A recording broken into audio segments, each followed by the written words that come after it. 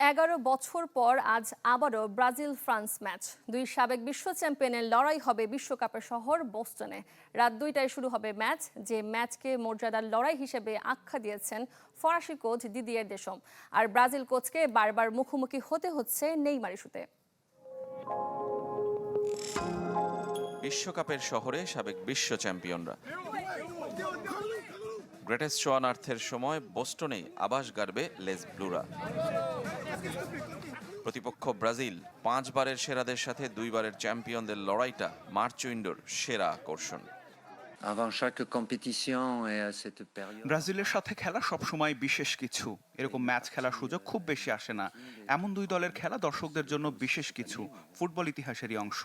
এটা মর্যাদার লড়াই। আমি ভরসা রাখি হিরন স্মার্ট ওয়াটার পিউরিফায়ারে।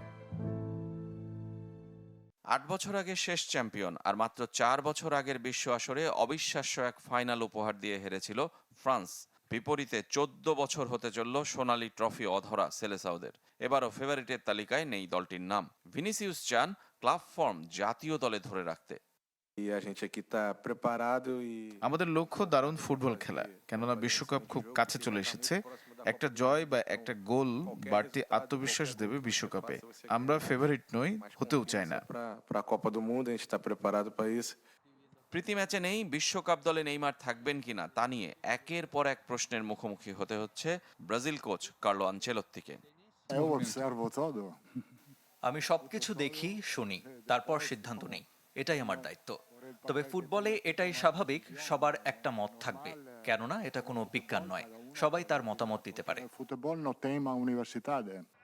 দু দলের আগের 12 দেখায় এক জয় বেশি ফ্রান্সের, জিতেছে 5টিতে। ব্রাজিলের জয় 4টিতে। আর সবশেষ 2015-তে প্রীতি ম্যাচে অবশ্য ব্রাজিল জিতেছিল 3-1 গোলে। রেজওয়ানুজ্জামান, চ্যানেল 24।